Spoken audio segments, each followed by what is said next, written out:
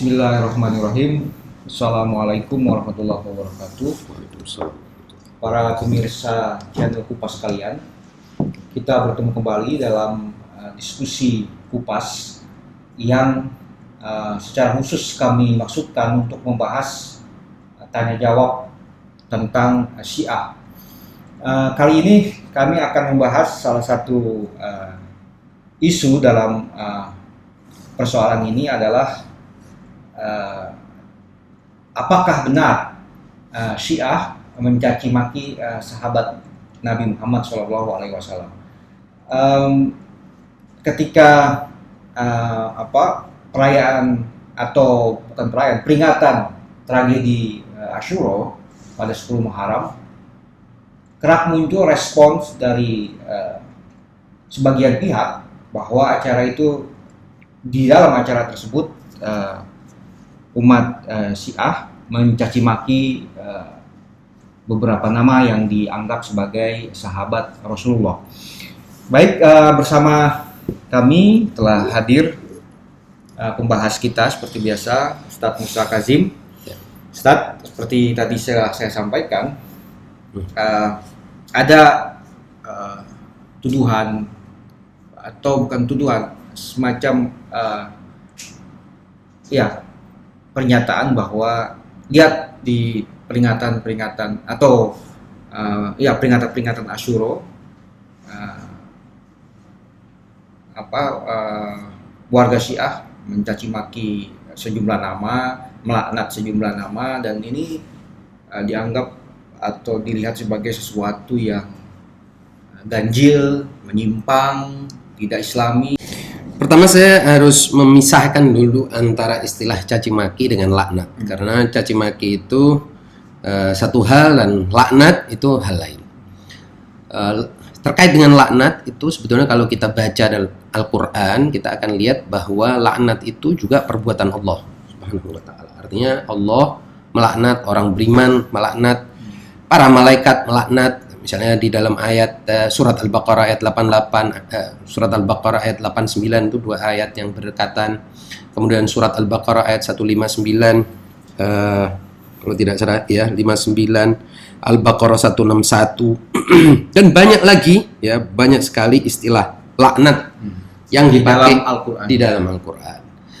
Nah, laknat itu sendiri artinya doa untuk menjauhkan orang dari kebahagiaan dan rahmat. Jadi doa bagi siapa? Bagi para pelaku perbuatan tertentu yang disebutkan di dalam Al-Quran. Di antaranya orang yang menutupi kesaksian, jadi dia tahu kebenaran tapi menutupi, tidak mau menjelaskan, dilaknat. Orang yang berbohong, dilaknat. Walhasil banyak sekali di dalam Al-Quran penjelasan tentang laknat itu. Mungkin para pemirsa bisa membuka tafsir Al-Quran, melihat itu ayat-ayat itu sendiri.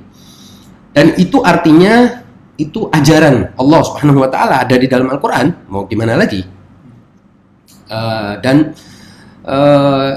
Sebagaimana semua ajaran lain, laknat ini diberikan kepada mereka yang melakukan serangkaian perbuatan itu, ya. Melakukan serangkaian perbuatan pada saat mereka melakukannya mendapatkan laknat, baik dari Allah maupun dari malaikat maupun dari orang-orang beriman. Yang tujuannya adalah mencegah mereka atau mencegah siapa saja untuk tidak melakukan serangkaian perbuatan itu. Jadi dalam rangka mencegah mencegah orang dari melakukan serangkaian perbuatan buruk itu, maka diancam laknat. Ini yang pertama. Jadi ini clear, laknat itu bagi kita sendiri bertujuan agar kita tidak mengulangi atau meniru perbuatan serangkaian perbuatan itu, misalnya berbohong dan bersaksi palsu dan sebagainya. Dan pada saat orang melakukan itu, mereka jauh dari rahmat Allah. Supaya apa? Sadar bahwa kita kalau melakukan itu berarti kita akan jauh dari rahmat Allah. Dan tidak bisa kita bilang, wah Allah ini pendendam ya, punya masalah pribadi dengan orang-orang. Ya, Allah Subhanahu wa ta'ala mengajarkan sesuatu yang tujuannya bukan menebar kebencian, juga bukan menebar permusuhan, atau Allah na'udzubillah min dzalik dendam. Ini ya, berarti kalau kita misalnya sebut wala'natullah misalnya, dan laknat Allah, Berarti Allah ini punya permusuhan pribadi sama orang-orang itu. Tidak begitu. Tapi itu ancaman dari Allah agar kita, siapa saja, manusia, tidak melakukan perbuatan-perbuatan itu. Gitu. Ini Jadi itu tujuan utama dari laknat. ya ancaman. Intinya kan ancaman. Bukan Permusuhan. atau menyebarkan kebencian terhadap orang Iya. tertentu, tapi memperingatkan bahwa perbuatan ini terlaknat bagi Allah. Iya, jadi intinya ajaran Allah Subhanahu wa taala, Al-Qur'an yang turun ini seimbang antara ancaman dan berita gembira. Karena manusia itu tidak bisa hanya diancam saja, tidak bisa. Hanya diiming-imingi juga tidak bisa. Harus seimbang antara ancaman dengan berita gembira, sedemikian sehingga dia paham bahwa kalau dia melakukan perbuatan tertentu dia akan diancam. Ancamannya macam-macam, azab, laknat, jauh dari rahmat Allah, dan seterusnya dan seterusnya. Kalau dia melakukan serangkaian perbuatan tertentu, dia akan mendapatkan pahala, kedekatan dari Allah, mendapatkan rahmat, mendapatkan rizki, dan lain sebagainya, dan lain sebagainya. Jadi harus seimbang antara dua ini. Meskipun demikian, kalau kita baca Al-Quran, kita akan menemukan bahwa rahmat Allah tetap meliputi segala-galanya. Wa rahmatuhu wasi'at kulla syai', dan rahmatnya meliputi segala sesuatu. Artinya tetap bahasa rahmat Allah, kasih sayang Allah, itulah yang meliputi segala-galanya.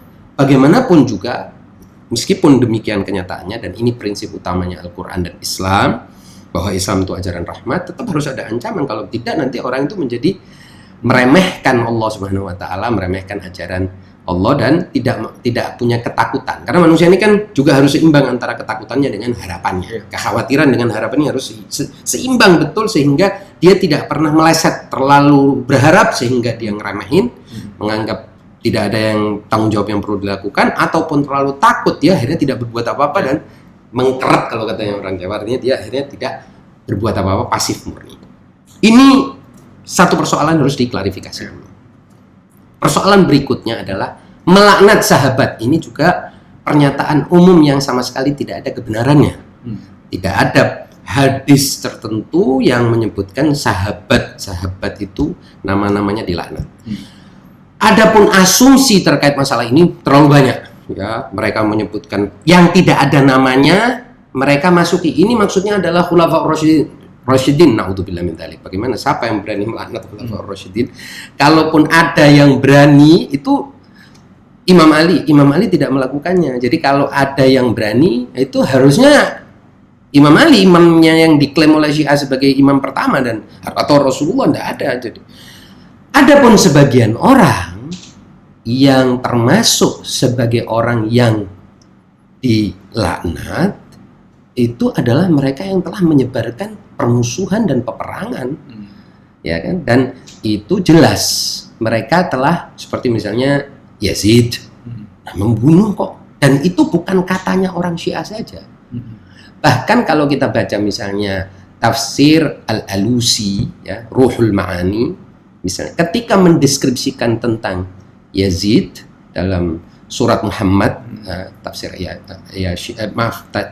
Al-Alusi Al-Baghdadi, Ruhul Ma'ani, dia mengutip bahwa waqad jazama jam'un min ulama'ina bi kufri Yazid. Misalnya bahwa ulama ahlu sunnah telah menyatakan bahwa Yazid itu telah keluar dari agama, membunuh cucunda Nabi yang tidak bersalah. Bukan hanya cucunda Nabi, tapi juga sejumlah orang yang ketika itu dalam posisi defense atau mempertahankan diri. Jadi kalau ini sepertinya tidak ada perselisihan. Bahkan aneh kalau orang tidak melaknat pelaku pembunuhan, karena itu juga disebutkan di dalam Al-Quran perbuatan-perbuatan yang dilaknat itu apa saja.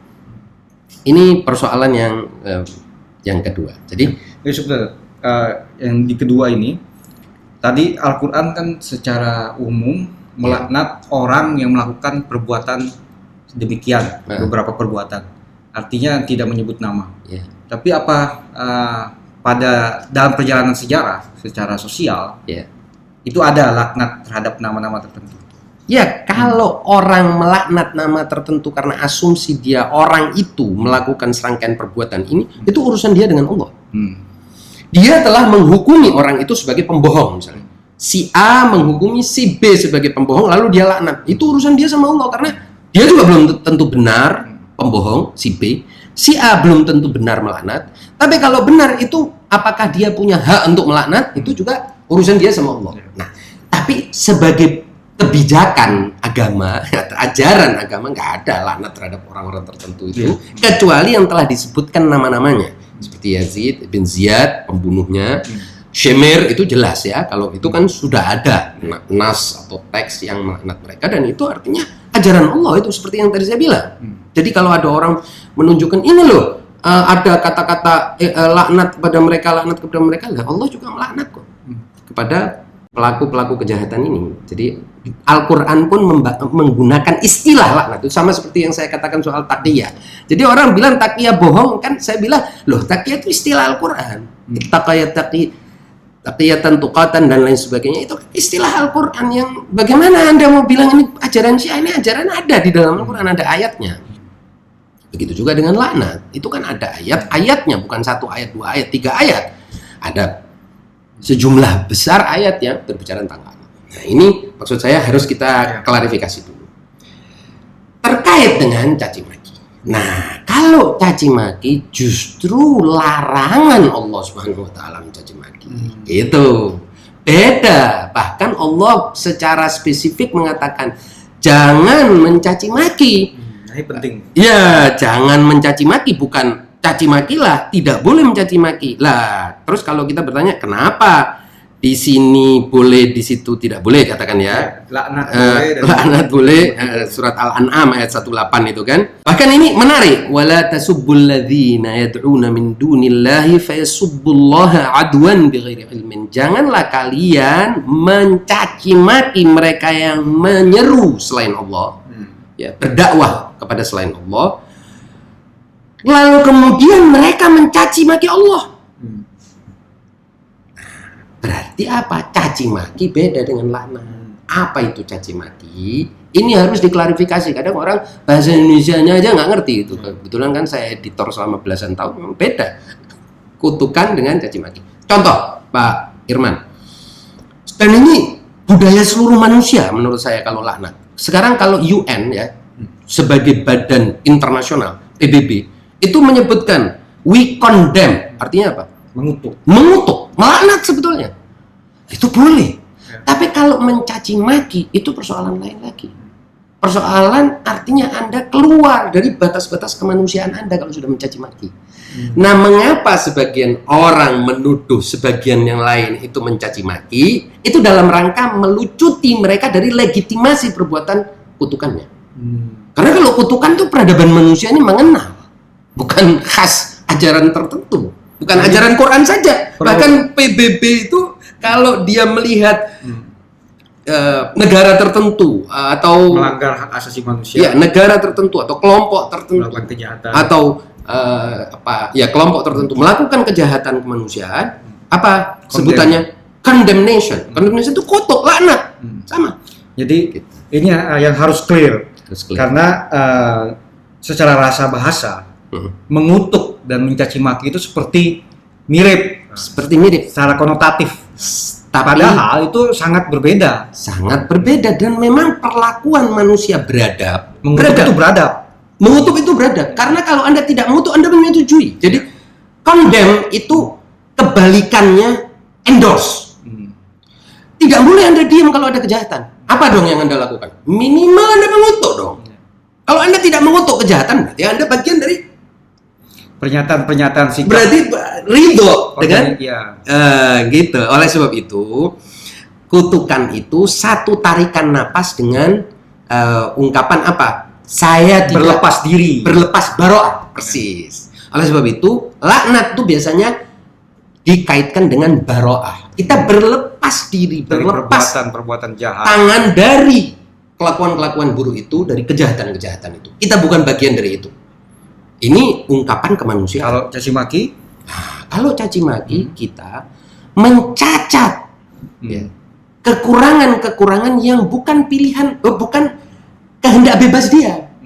Mencacat mata dia, mencacat personal, mencacat hidung dia, mencacat muka dia, seperti yang Sayangnya seringkali kita dengar juga di media sosial misalnya Kampret, atau apa. Ya. Nah, itu tidak boleh, atau kadrun. Nah. Itu caci maki. Kalau caci maki itu artinya Anda tidak berbicara tentang perbuatannya, tetapi kamu babi, kamu anjing, kamu memang makian, cacian yang tidak ada faktanya.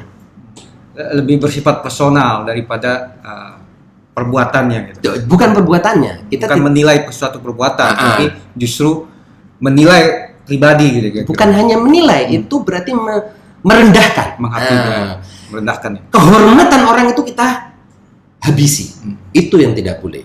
Sebagaimana sayangnya sebagian komentator di YouTube kita yang isinya menurut saya adalah merusak kehormatan orang. Ya. Misalnya Anda ini pelacur. Itu kan ungkapan tidak boleh gitu. Itu bukan kutukan. Kutukan itu ada bahasanya. Itu mungkin nanti kalau belajar bahasa hukum kita akan tahu bahasa kutukan itu beda dengan bahasa caci maki. Di hukum tidak boleh mencaci maki orang. Tapi mengutuk orang boleh, mengutuk perbuatan buruk orang boleh. Nah, ini saya kira harus clear di situ. Di samping ini biar kita tahu sejarah. Pertama yang melakukan caci maki sebagai sebuah kebijakan negara itu adalah Bani Umayyah terhadap Imam Ali. Jangan lupa bahwa yang pertama mentradisikan sebagai kebijakan daulah, sebagai kebijakan dinasti dan kerajaan atau Imam Ali. Negara. Itu adalah caci maki terhadap Imam Ali di mimbar-mimbar kaum muslimin. Bahkan yang tidak melakukan itu dia akan dihukum. Ini selama 80 tahun dan ini kejadian diakui oleh para ahli sejarah. Nah, mereka yang mendukung negara ini, para pendukung negara ini ingin menyatakan bahwa caci maki mereka terhadap Imam Ali itu yang mereka kemudian memang revisi ketika masuk ke era Marwan ya, golongan atau klan Marwan dari Bani Umayyah merevisi perbuatan itu. Tetapi mereka ingin mengatakan apa? Bahwa kita ini reaksi terhadap caci maki yang ada di orang Syiah gitu. Jadi seolah mereka ingin mengatakan bahwa pengikut Ali mencaci maki kita dulu, padahal Imam Ali jelas ketika datang kepada dia sahabat yang mencaci maki penduduk Syam, Imam Ali mengatakan, aku tidak ingin engkau menjadi sebabin, engkau menjadi tukang caci maki. Imam Ali tidak menyetujui adanya caci maki dan tidak pernah Imam Ali mencaci maki orang. Caci maki itu artinya memberi dia label-label, memberi orang label-label yang merusak kehormatan dia sebagai manusia, menistakan. Ya, jadi label-label sifat-sifat yang akhirnya orang itu kehilangan kehormatannya sebagai manusia. Itu tidak benar. Bahkan lebih daripada itu, saya ingin kutipkan sebuah hadis tadi, bahwa yang menarik dari Imam Ali Ridha, ya, salah satu dari imam-imam Ahlul Bait, dia mengatakan bahwa para musuh kita, musuh-musuh kita ini wada'u akhbaran fi fadailina. Mereka ini memalsukan sejumlah kabar, hadis akhbar itu maksudnya kabar, hadis ya, tentang keutamaan kita atau tentang kita lah secara umum. Ahlul Bait. Ya, Ahlul Bait. Waja'aluha ala thalathati aqsam. Mereka menjadikannya dalam 3 bagian. Ahaduha al-ghulu. Yang pertama isinya melebih-lebihkan Ahlul Bait lebih daripada yang wajar, keutamaan. Wa tsaniha at-taqsiru fi amrina. Yang kedua mengurangi hak kita atau kedudukan kita. Wa tsalitsuha at-tasrihu bimadzalibi a'daina. Yang ketiga ini yang menarik. Apa? Menyatakan cacat-cacat atau cacian-cacian terhadap musuh-musuh kita. Nah, dalam rangka apa? Dalam rangka membebaskan para pendiri Bani Umayyah yang telah melakukan caci maki terhadap Imam Ali selama sekian puluh tahun, sebagaimana yang dicatat oleh ahli sejarah. Maka kemudian Imam Ali Ridha mengatakan, fa idza sami'an nasu al-ghuluwa fina kaffaru syi'atana. Kalau ada mereka orang ini mendengar al-ghulu, ya, mendengar adanya kelebihan atau melebih-lebihkan ghulu, orang yang lebih-lebihkan keutamaan Ahlul Bait, mereka akan mengkafirkan Syiah. Ahlul Bait ini kafir, ini buktinya hadis-hadisnya. Siapa yang meletakkan hadis-hadis ini? Yang meletakkan bukan kita.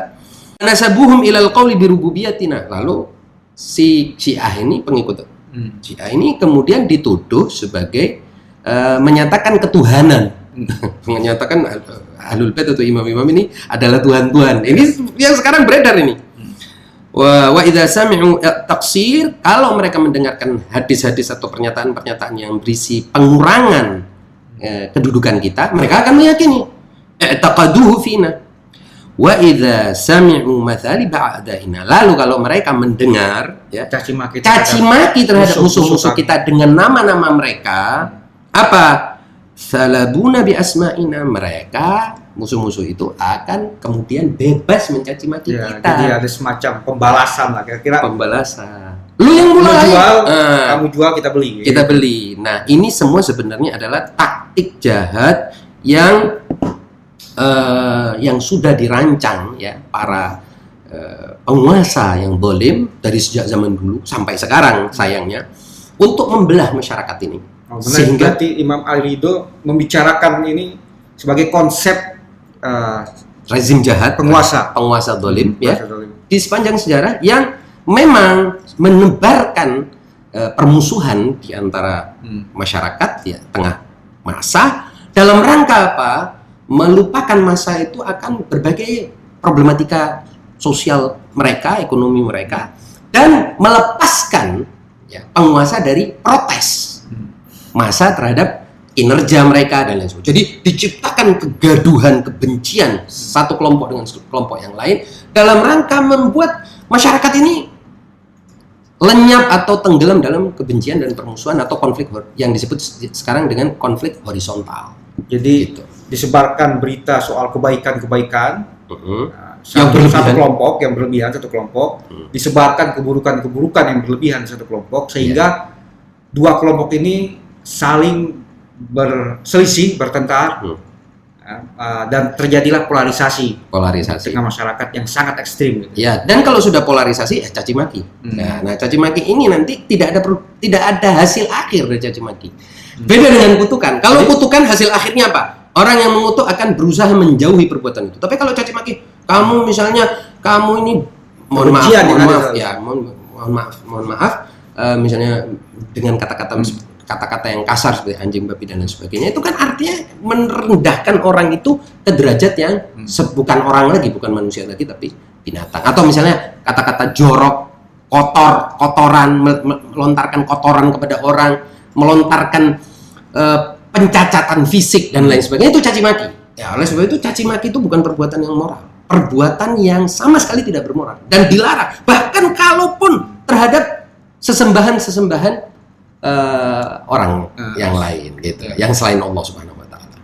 Jadi ada pihak ketiga yang berperan dalam persoalan ini. Saya kira musuh-musuh menurut Imam Ali Ridho artinya musuh-musuh kemanusiaan, musuh-musuh keadilan sepanjang masa itu punya teknik untuk menyebarkan itu ya, sehingga nanti mereka akan mengarahkan, loh ini mencaci maki orang-orang yang kalian hormati.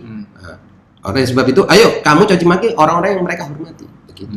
Nah, saya sebagai orang yang belajar agama tahu persis dan tidak berani mencacat siapapun, mencaci maki siapapun, tidak berani dan tidak mungkin. Itu perbuatan yang aib, celah, dan itu nanti Allah minta pertanggungjawaban di akhirat. Itu artinya sesuatu dan sama sekali tidak punya hak. Apalagi kita bicara tentang sahabat-sahabat yang seperti Khulafaur Rasyidin, istri-istri Nabi. Ini kan orang-orang yang dimuliakan dalam Al-Qur'an. Jadi bagaimana kita bisa, maksud saya orang-orang yang dijaga kehormatannya, dijaga kehormatannya. Lalu bagaimana saya berani mencacat kehormatan mereka? Ini kan tidak mungkin. Saya kira itu yang harus dipahami perbedaannya. Para pemirsa, demikian pembahasan kami tentang caci maki dan laknat ini. Menarik bahwa kita harus bisa membedakan antara laknat dan caci maki. Laknat lebih kepada perbuatan dan juga bermakna harapan atau doa agar kita tidak melakukan perbuatan buruk yang sama, sedangkan caci maki lebih kepada menistakan seseorang, mencacati seseorang yang didasarkan pada emosi semata, bukan pada pertimbangan rasional. ini kita harus bisa memahami ini secara jelas, karena kadang konotasi melaknat, mengutuk, dan mencaci maki itu jadi campur aduk di tengah masyarakat.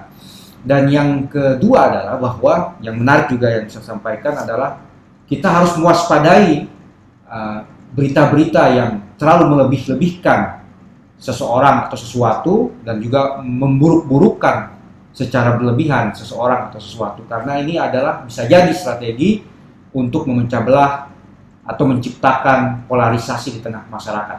Sedikit aja ya, itu misalnya ayat di dalam Al-Quran itu kan celaka bagi orang-orang yang tukang ngumpat, wailul likulli humazatil lumazah. Itu artinya menunjukkan bahwa Allah juga tidak suka umpatan. Demikian para pemirsa sekalian, kurang lebihnya kami mohon maaf. Billahi taufiq wal hidayah. Wassalamualaikum warahmatullahi wabarakatuh. Waalaikumsalam.